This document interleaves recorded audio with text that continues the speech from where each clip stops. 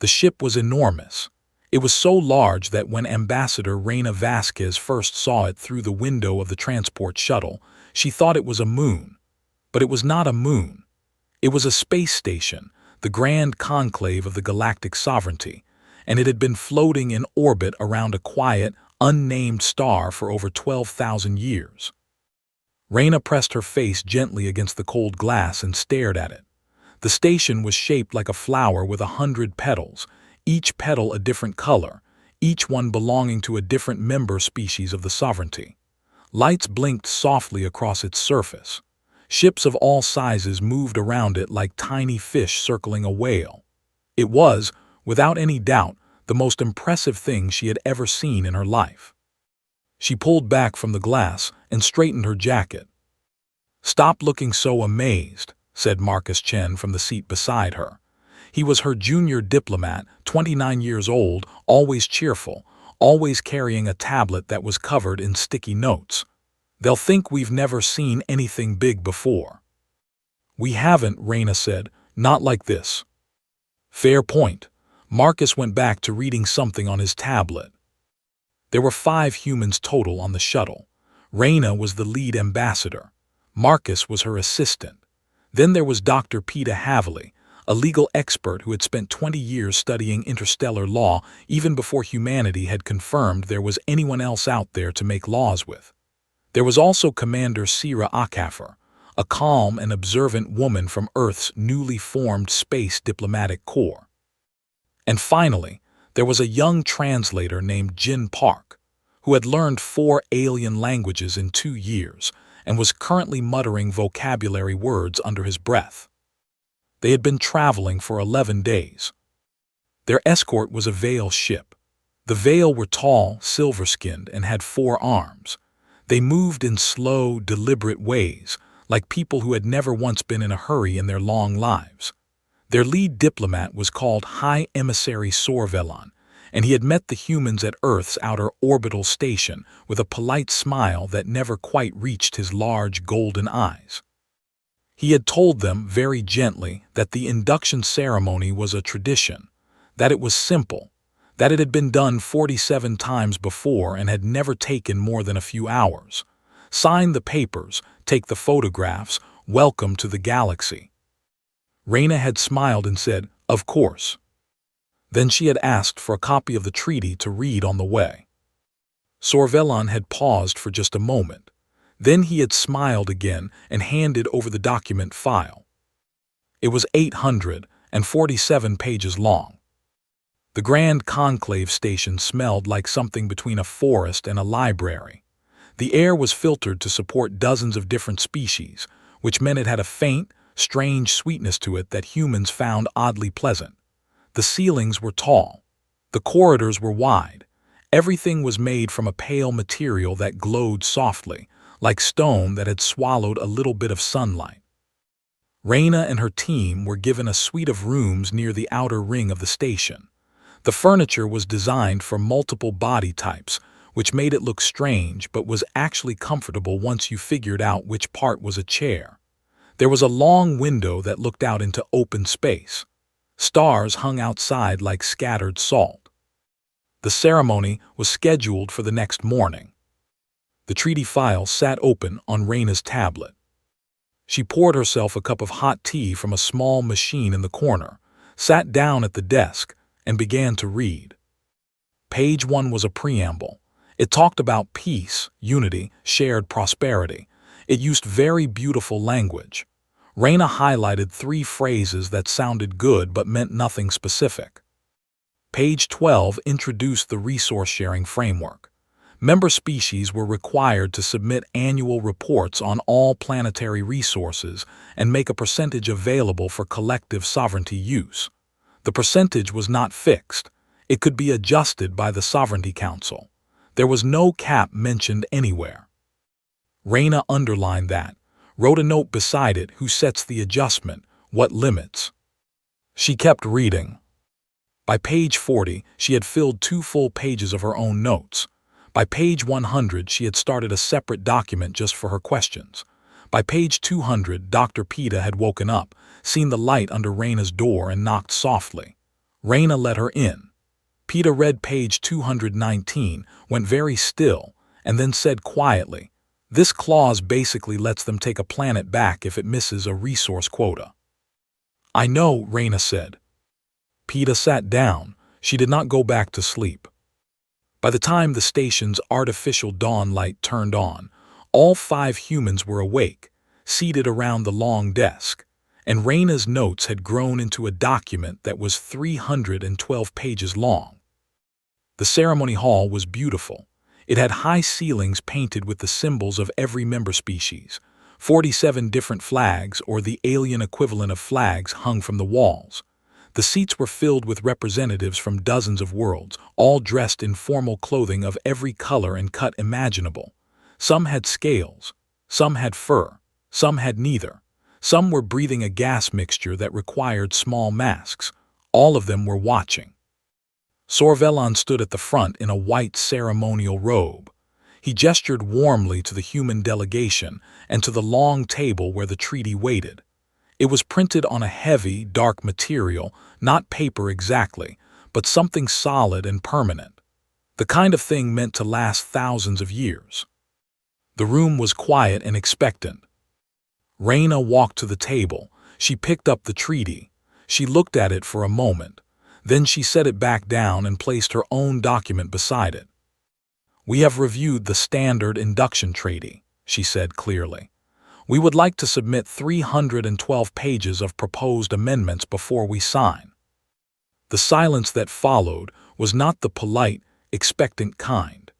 It was the kind of silence that happens when everyone in a room is too surprised to make any noise at all. Somewhere near the back, something that sounded like a glass fell and shattered. Sorvelon stood completely still. He looked at the document on the table. He looked at Raina. He looked at the document again. His 4 hands were folded very carefully at his sides, which Raina had already learned was what the veil did when they were trying not to show a strong emotion. "You have amendments," he said. "Yes," Raina said. "Quite a few.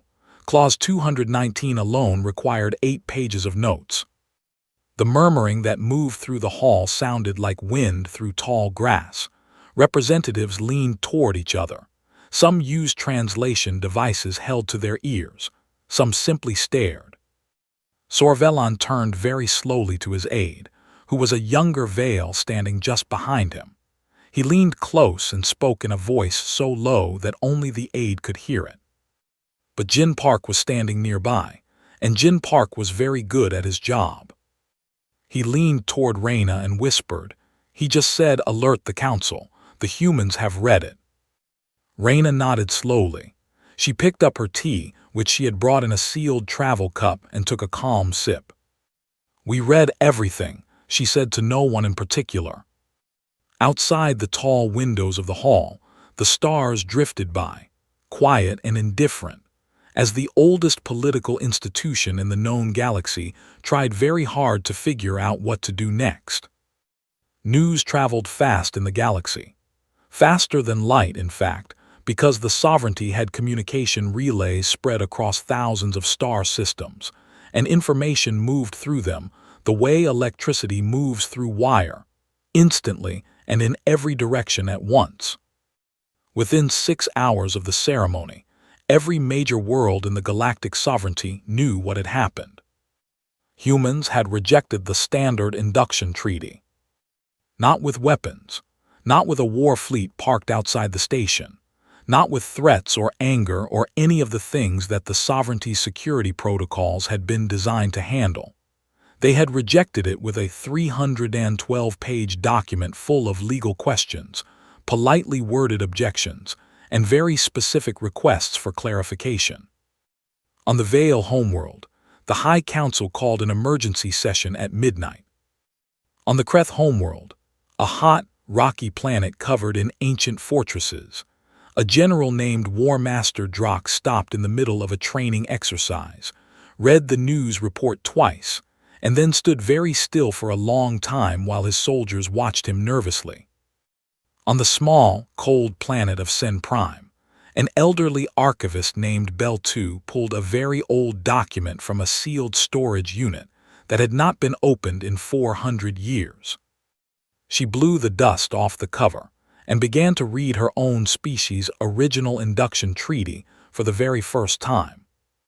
Across the galaxy, in offices and council chambers and quiet homes and busy markets, the same question was being asked in 47 different languages. Could they do that? Inside the Grand Conclave, the human delegation had turned their guest suite into something that looked less like diplomatic quarters and more like the back room of a very intense university study group. There were handwritten notes stuck to the window glass. There were diagrams drawn on the wide walls using a marker that Marcus had found in his bag. There were food wrappers, protein bars, mostly floating in the low gravity near the ceiling because no one had time to chase them down. 3 empty tea pouches drifted past the door every time it opened. Marcus was seated cross-legged on the floor with 2 tablets balanced on his knees and a third propped against a cushion. He had discovered something. "Okay," he said loudly, and everyone looked at him. Article 88 and Article 152 directly contradict each other. Dr. Peta looked up from her own tablet. How? Article 88 says member species retain full sovereignty over their home star system. Article 152 says the Sovereignty Council has the right to establish navigational control zones anywhere in sovereignty space, which includes member home systems, without requiring member consent. There was a pause. "That's not a small contradiction," Commander Sierra said from the corner, where she had been quietly building a timeline of all the treaty's most questionable clauses on a portable display. "No," Marcus agreed. "It's a pretty big one. I found 6 more like it." Jin Park raised his hand slightly. "I found 2 in the language provisions alone. One paragraph says all official communications must be in the species' native language upon request. Another says the sovereignty language is the binding legal standard for all disputes, so if there's ever a disagreement about what a word means, human opinion doesn't count." Raina wrote that down. She had been writing almost without stopping since the ceremony. Her hand was starting to ache, but she kept going. "We're not trying to burn this place down," she said, more to herself than to the others. "We just want a fair deal." "I know," Peta said, "but I don't think they understand that yet." High Emissary Sorvelon had not slept. He had spent the night in a series of urgent meetings with senior sovereignty officials who had used phrases like unprecedented disruption and existential challenge to our legal framework. And how did no one check if the humans would actually read it? The last phrase had been said by a very tired bureaucrat who immediately looked embarrassed about saying it out loud. By morning, a plan had been formed. Sorvelon would go and speak with the humans personally. He would be calm, dignified, and persuasive. He would explain the importance of the tradition. He would appeal to humanity's desire to be part of something larger than themselves. He would offer minor cosmetic adjustments, perhaps a symbolic amendment to 1 or 2 small clauses, and guide them gently toward a signature. He had done this before in different forms, with 3 other species who had shown mild hesitation. It had always worked. He straightened his ceremonial robe, composed his expression into one of patient authority, and walked to the human delegation's quarters. He knocked. Raina opened the door. She was holding a cup of tea. There was a sticky note on her sleeve that said Clause 311, check. She had not noticed it was there. "High Emissary," she said warmly, "please come in." He stepped inside and immediately had to move sideways to avoid a floating protein bar wrapper. He looked around the room at the notes on the windows, the diagrams on the walls, and Marcus Chen, who waved at him cheerfully from the floor without looking up from his tablets. Sorvelon had been a diplomat for 300 years. He had walked into rooms on dozens of worlds. He had negotiated with species who breathed methane, species who communicated through color changes in their skin, species who considered silence the highest form of respect. He had never, in 300 years, walked into a room and felt quite this unsettled. "Ambassador Vasquez," he began carefully, "I want you to understand the significance of the Standard Induction Treaty. It is not merely a legal document. It is a symbol of. It has a clause that lets you repossess a planet," Reyna said. Sorvellan paused. Clause 219 is a resource compliance mechanism that has never been. "It exists," Reyna said. "Whether it's been used or not, it exists, and we're not signing something that says you can take our planet if we miss a quota." She said it without anger. She said it the way a person states a very obvious and simple fact, like the sky being blue or water being wet. Sorvellan looked at her for a long moment. He had expected fear. He had expected awe. He had expected the small, nervous energy of a young species standing at the door of something enormous and ancient. Instead, she looked completely comfortable. Mildly tired, perhaps, but comfortable. "Our counter-treaty is quite reasonable," she added. "We kept most of the original framework. We just removed the parts that don't make sense and fixed the contradictions." From the floor, Marcus raised a hand. "There were 9 of those." 11, Peeta corrected from across the room. Sorvellan opened his mouth, closed it, opened it again. Before he could say anything, his personal communicator vibrated. He looked at it. Then he looked at it again because he thought he had misread it. He had not misread it. 3 species, the Kreth, the Sen, and the small aquatic civilization known as the Duvari, had just filed formal objections to clauses in their own existing treaties with the sovereignty, citing the human delegation's review process as a legal precedent for the right to do so. Sorvellan stood in the middle of the human delegation's chaotic, note-covered room, and for the first time in 300 years, he had absolutely no idea what to say. Reyna glanced at the expression on his face. "Do you want some tea?" she asked. "It helps." The negotiations had been going on for 3 weeks. This was, by every measure the galactic sovereignty had, impossible. The induction process for a new species was supposed to last 1 day. There were protocols for it. There were catering arrangements for it. The hall was traditionally booked for exactly 4 hours, including the reception afterward. No one had ever needed to book it for longer than that. The sovereignty's scheduling office had sent a polite message to the human delegation on day 4 asking when they expected to be finished. Marcus Chen had sent back a reply that said, cheerfully, "Hard to say. We found another contradiction." The scheduling office had not responded after that. By the 3rd week, the negotiations had their own rhythm. Every morning, Reyna and her team sent a new round of questions and proposed language to the sovereignty's legal office. Every afternoon, the legal office sent back formal responses that gradually became less formal and more desperate. Every evening, Sorvellan stopped by the human delegation's quarters for what had somehow become a daily meeting over tea. He told himself it was his professional duty. He told himself he was keeping a close eye on the situation. But the truth, which he would not have admitted to anyone, was that he had started to find the conversations interesting. He had also, quietly and alone in his own quarters late at night, started reading the treaty himself, not as a professional exercise, not to prepare arguments, just reading, the way the humans did it, slowly, carefully, and with a willingness to ask at the end of each page, "Does this make sense?" Often, he was surprised to find that it did not. The history of the Standard Induction Treaty went back a long way. Sorvellan knew the official version. Every diplomat did. The founding 5, the first 5 species to achieve interstellar travel, had written the treaty 12,000 years ago as a framework for peace.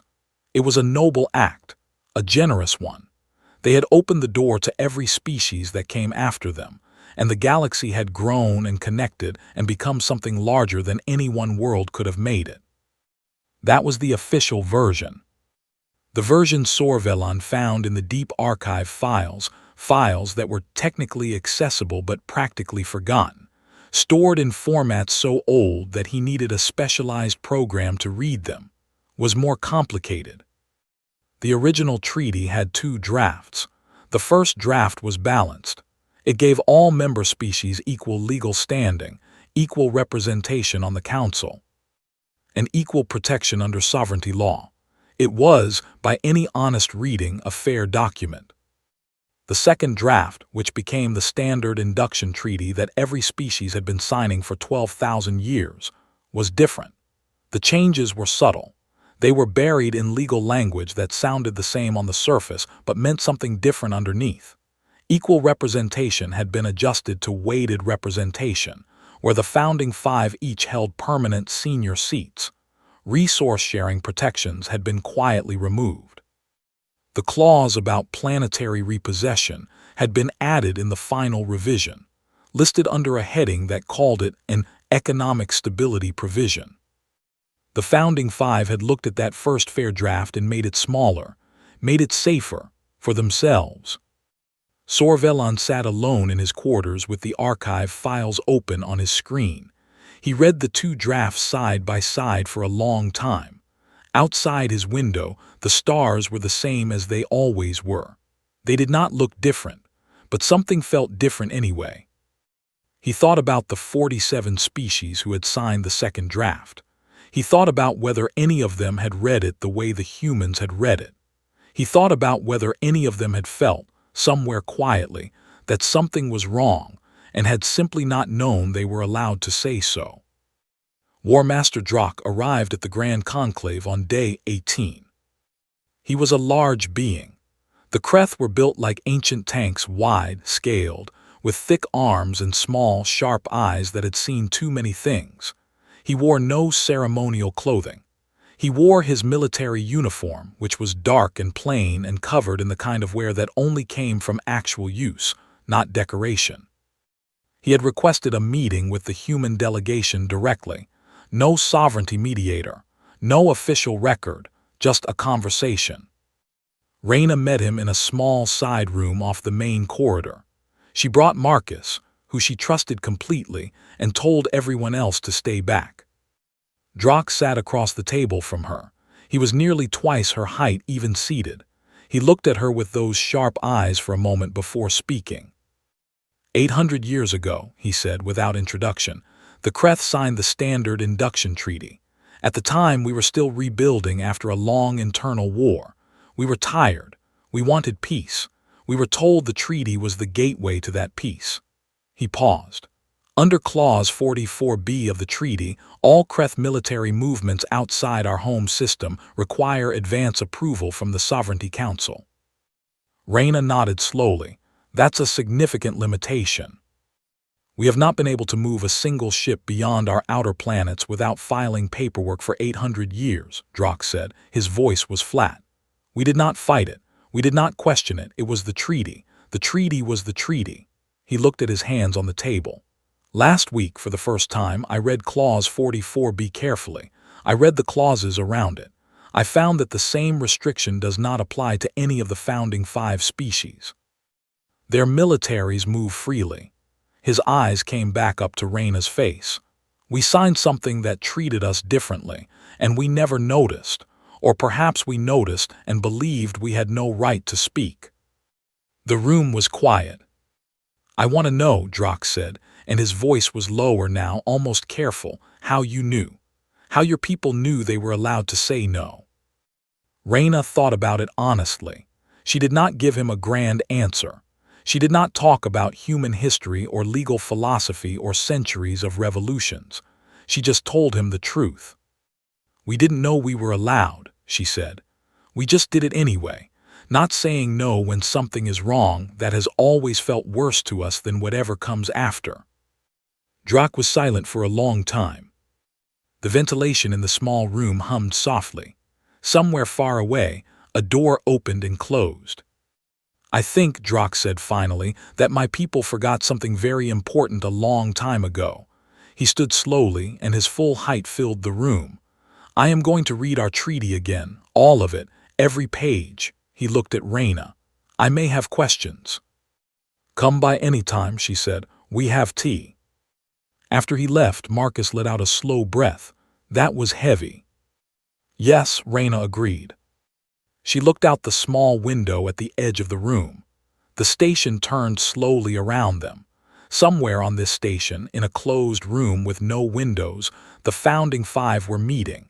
She did not know exactly what they were saying, but she had a feeling she would find out soon. She was right. That same evening, a sealed message arrived from the Sovereignty Council. It was addressed to her personally, and it carried the official seal of all 5 founding species. She read it once, then she read it again. Then she set it down very calmly and said, "Marcus, call everyone in. We need to talk." The message was polite. That was the most frightening thing about it. It did not use the language of threats. It did not raise its voice or pound a table or describe what weapons the sovereignty could deploy. It was written in the calm, smooth language of people who had held power for 12,000 years and had never once needed to shout because the universe had always simply done what they wanted. The message said, in careful and formal terms, that the galactic sovereignty deeply valued humanity's interest in joining the interstellar community. It said that the Standard Induction Treaty represented a sacred and time-honored tradition of cooperation. It said that the Sovereignty Council had, after careful deliberation, concluded that further delay of the signing process was creating instability across member worlds. And then, in the final paragraph, still polite, still smooth, it said that a cooperative fleet of sovereignty vessels had been repositioned to the Sol system for the purpose of, and here it used a phrase that Raina read 3 times, ensuring the continued productive nature of diplomatic dialogue. 200 ships near Earth. Raina folded her hands on the table and looked at the 5 people seated around her. The room was very quiet. Marcus had stopped tapping on his tablet. Dr. Peta had taken off her glasses, which she only did when she was thinking very hard. Commander Sierra sat perfectly still, her face unreadable. Jin Park was looking at the floor. "They parked 200 ships near our home planet," Marcus said, not as a question. "Yes," Raina said. "And they're calling it ensuring productive dialogue." "Yes." Sierra spoke without changing her expression. "How long before those ships could reach Earth?" "At standard sovereignty cruising speed from the repositioned coordinates," Jin said quietly. He had already done the calculation. 18 days. Another silence. Peta put her glasses back on. She looked at Raina directly. "What do you want to do?" Raina did not answer immediately. She stood up and walked to the window. The station rotated slowly. Stars slid past. Somewhere out there, past all that darkness, was a small blue planet with 8 billion people on it who did not know 200 warships were now parked in their neighborhood. She thought about fear. She understood it completely. She was not a reckless person and she was not a naive one. She knew what 200 ships meant. She knew the math of the situation was not comfortable. But she also thought about the treaty on the table. She thought about Clause 219, which could take a planet. She thought about Clause 44b, which had locked the Kreth in a cage for 800 years and called it peace. She thought about the 2 drafts in the archive, the fair one that was never used, and the smaller, tighter one that every species had been signing ever since. She turned back to the room. "Is our countertreaty fair?" she asked. The question was simple. Everyone knew the answer. "Yes," Peta said. "Without question," Sierra said. Marcus nodded. "It's actually a better deal for the sovereignty too in the long run. It just treats everyone equally." "Then we don't change a word of it," Raina said. She sat back down. She pulled out a fresh document on her tablet. "We are going to respond to this message, not with anger, not with a counter-threat. We're going to write them a legal brief explaining why what they just did violates their own rules." Marcus blinked. They violated their own rules. "Article 7 of the Non-Coercion Statutes," Peta said slowly, and then her eyes widened slightly. "Which they wrote themselves in the 3rd century of the sovereignty. It prohibits the use or implied threat of military force as a tool in diplomatic negotiations between member and candidate species. She paused. They literally have a law against exactly what they just did. They've had it for 11,000 years, Raina said. They've just never had anyone point it out to them. It took them 4 hours to write the brief. It was 3 pages long. It was not angry. It was not dramatic. It cited specific articles, specific clause numbers, specific dates. It explained, in plain and careful language, that the repositioning of the fleet near Sol constituted a violation of 4 separate provisions of the sovereignty's own founding charter. It requested, formally and politely, that the fleet be withdrawn in accordance with those provisions. It also noted, in a single sentence near the end, that a full copy of the brief was being transmitted simultaneously to all 47 member species of the Galactic Sovereignty, as required under the Transparency of Diplomatic Process Act, Article 33. Raina read it over one final time. "Send it," she said. Jin pressed the transmit button. The brief arrived across the galaxy like a stone dropped into a still pond. The ripples were immediate. On the Kreth homeworld, War Master Drak read the brief within 20 minutes of receiving it and forwarded it to every military commander in the Kreth fleet with a single attached note that said, "Read this. All of it."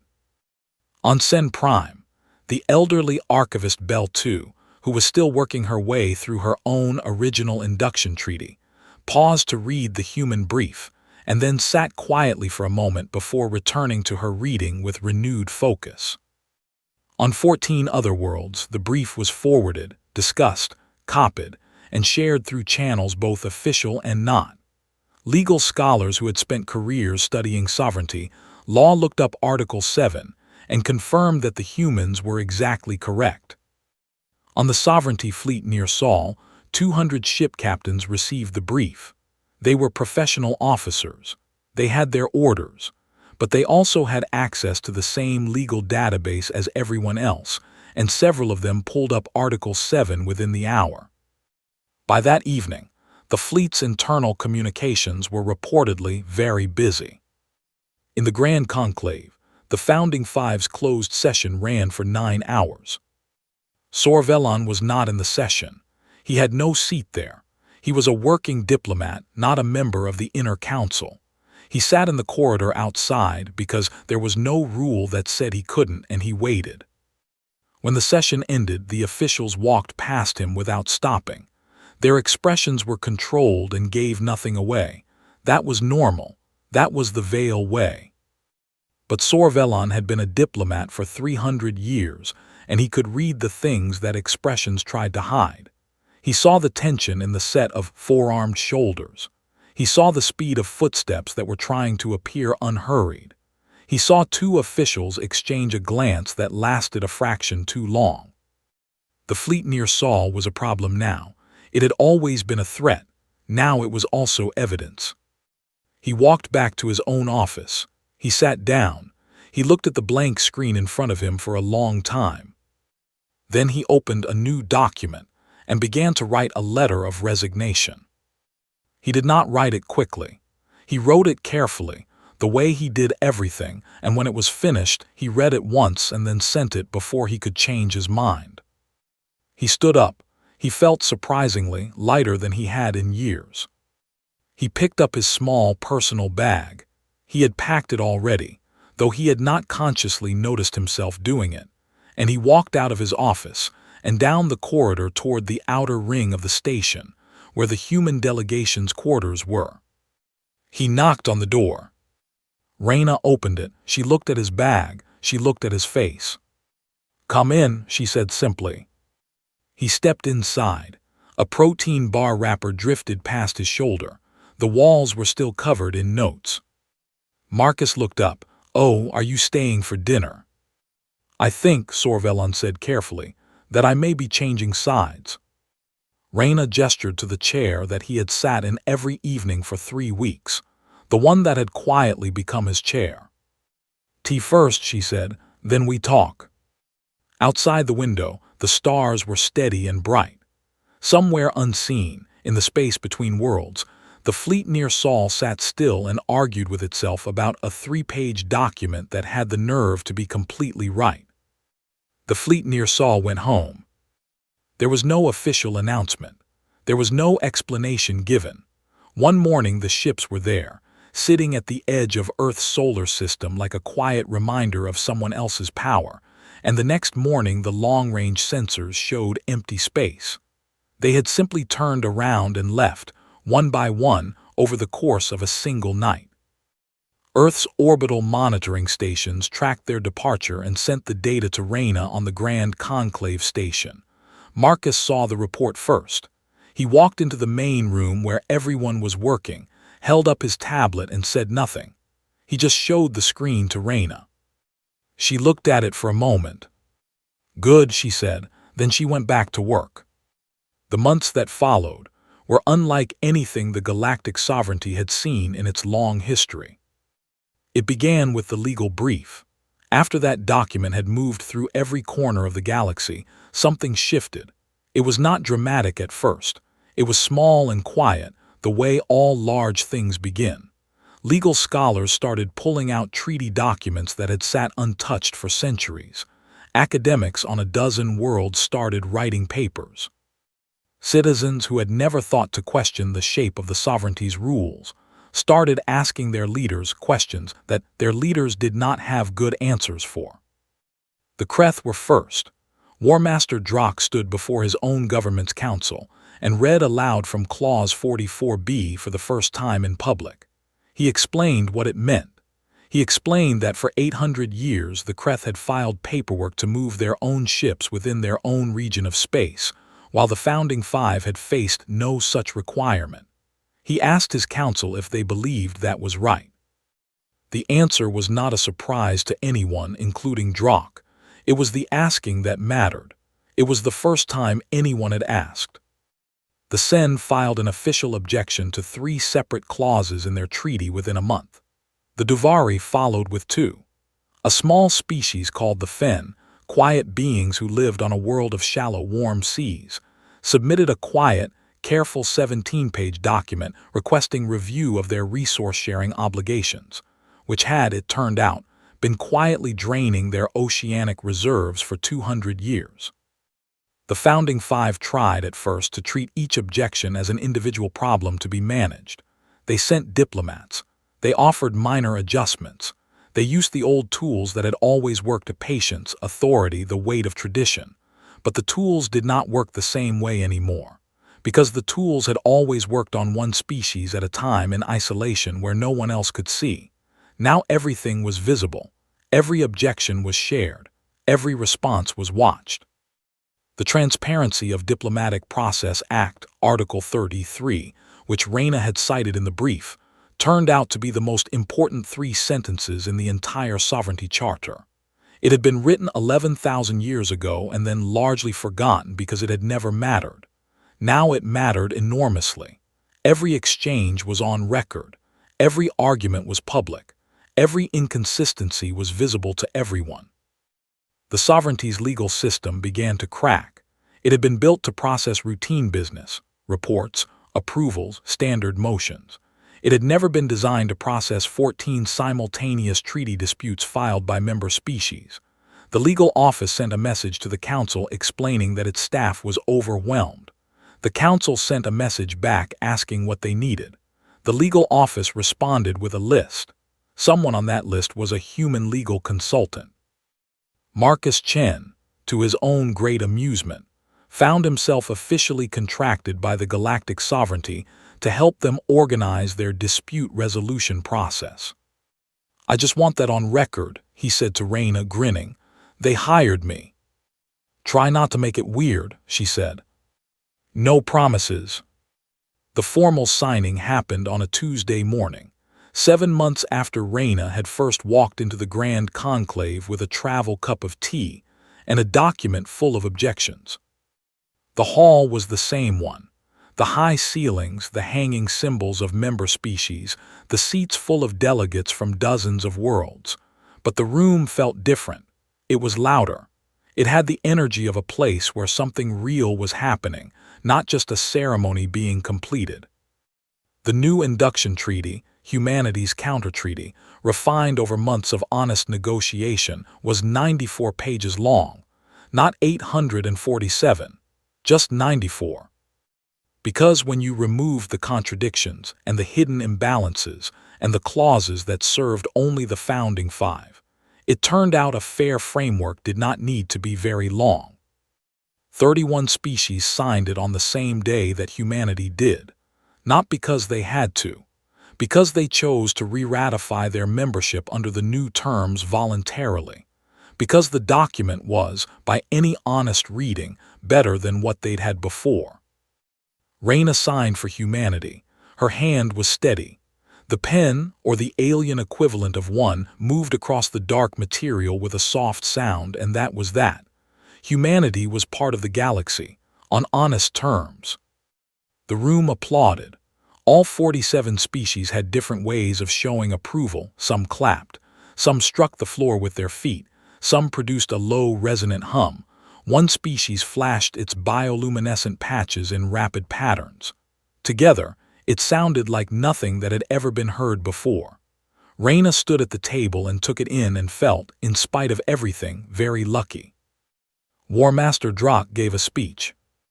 He had not been asked to give one.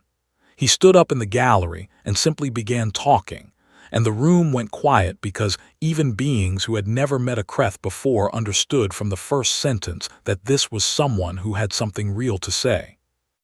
He talked about 800 years. He talked about what it meant to forget that you had a voice. He talked about how it had not happened all at once. It had happened slowly. The way a river changes its course not in a single moment, but over long years of small shifts, until one day you look up and realize the water is going somewhere it was never meant to go. He said that the Kreth had not been defeated by the founding five.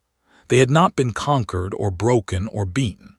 They had simply been made to forget, quietly, gradually, through the slow accumulation of documents they never read and rules they never questioned, that they were allowed to speak. And then he said, "We remember now." It was not a dramatic line. He said it simply, the way a person states a fact. But the silence that followed it was the kind that only comes when a room full of people all feel the same thing at exactly the same time. In the gallery, Sorvelon was sitting 3 rows back from Drak. He was a private citizen now. He wore plain clothes. He listened to Drak's words and looked at his own hands in his lap, and the expression on his face was one that he would not have shown publicly a year ago, when he had been the high emissary and composure was a professional requirement. Raina from the front of the room spotted him. Their eyes met across the space between them. She gave him a small nod. He returned it. 3 months later, a new species arrived at the Grand Conclave for the first time. They were called the Forath. They were small, shorter than humans, and they had 6 large eyes arranged in a horizontal line across their heads, which gave them an expression of perpetual wide-eyed wonder. They had achieved faster-than-light travel only 6 years ago, and had spent most of that time simply looking at the size of the universe in stunned silence. Their delegation arrived nervous. It was obvious in the way they walked close together, moving slowly, looking up at the high ceilings and the long corridors with the expression of people who are trying very hard not to look overwhelmed.